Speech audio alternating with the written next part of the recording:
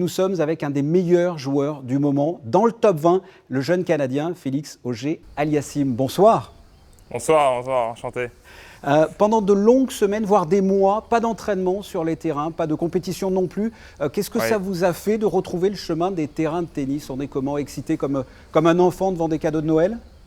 Ah oui, effectivement, je pense que quand il y a quelque chose que tu aimes autant, qui te passionne autant, et que tu en es un peu privé, d'être confiné sans pouvoir jouer pendant plusieurs semaines, vraiment j'ai retrouvé beaucoup de plaisir et j'ai su vraiment que c'est ce que j'aimais faire, c'est d'être sur un court de tennis. Donc je suis ravi d'être de retour et de pouvoir jouer presque chaque jour maintenant. Ça a été dur au début?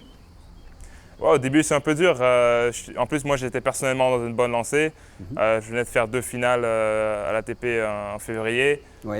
J'avais de grandes ambitions pour les tournois d'Indiana Wells, Miami, quand tout a été annulé. Après toute la saison de terre battue en Europe.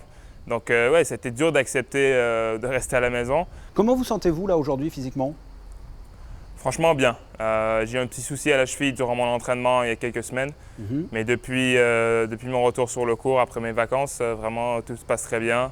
La compétition là, devrait reprendre en août avec le tournoi de Washington, celui de Cincinnati et l'US Open. Avec ce qui se passe aux États-Unis actuellement, la crise de la Covid-19, vous êtes dans quel état d'esprit?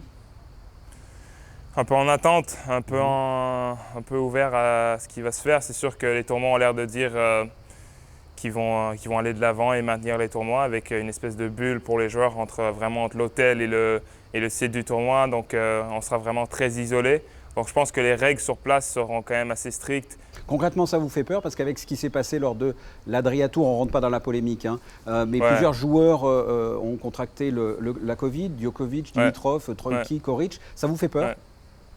Non, ça ne me fait pas peur personnellement, il faut faire attention. Je pense que ça a été juste une bonne leçon pour tout le monde. Pour les joueurs de tennis, oui, d'une part, mais pour tout le monde, de voir que oui, même dans un événement comme ça qui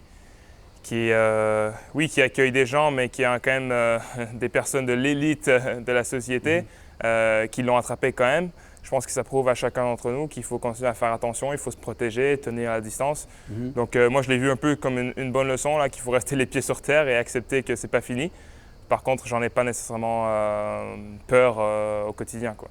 Comment est-ce que l'on se prépare là, pour la suite de la compétition? Parce que c'est assez complexe. Il y a tout le circuit américain sur des surfaces dures. Tout de suite après, c'est Madrid, Rome et Roland-Garros sur de la terre battue. C'est complexe, la préparation, passer de l'un à l'autre aussi rapidement? Non, franchement, le mot d'ordre, c'est l'adaptation. Il faudra être capable de s'adapter le mieux aux conditions. Ça ne sera pas parfait. Il n'y a pas un tournoi qui sera peut-être parfait cette année. Par contre, il faudra trouver le chemin d'être au mieux à chaque semaine. De peut-être adapter le calendrier si jamais je joue bien sur la tournée américaine, peut-être sauter un tournoi sur terre battue. On verra, mais vraiment, c'est ça. Encore une fois, ce sera de l'adaptation. Alors vous êtes engagé au niveau humanitaire, hein. Je crois qu'à chaque point gagné, vous versez 5 $ pour une association. Racontez-moi ça, expliquez-moi ça. Donc en fait, ça a commencé l'année dernière avec un partenaire qui est BNP Paribas et la fondation qui est CARE International, l'ONG qui a des projets partout dans le monde. Et le projet est axé sur le nord du Togo. Et l'éducation, je crois. Oui, l'éducation en fait aux jeunes filles, aux jeunes garçons, par exemple aux jeunes filles pour vraiment leur éduquer sur leurs droits, la rénovation de terrains de sport, l'acquisition de kits scolaires, la formation de formateurs. Et en fait, c'est ça, donc au Togo, pays d'origine de mon père, c'est là où j'ai voulu faire mon premier projet un peu humanitaire. Belle chose, belle initiative. On passe du tennis au hockey sur glace, parce que vous êtes Canadien et j'ai lu que vous supportiez les Canadiens de Montréal, l'équipe mythique de hockey sur glace. C'est un sport qui vous plaît? Ouais, c'est un sport qui me plaît, franchement. Puis, à l'occasion, j'ai eu la chance de participer, ou pas de participer, mais d'assister à des matchs à Montréal. Alors, je vous propose une chose, tiens, Félix. Je m'occupe de l'équipe de hockey sur glace de Monaco parce qu'il y a une équipe de hockey sur glace sur la patinoire en plein air l'hiver à la place de la piscine. On vous prête un équipement, parce que vous êtes résident monégasque, je crois. On vous prête un équipement et vous venez quand vous voulez, on vous entraîne avec nous.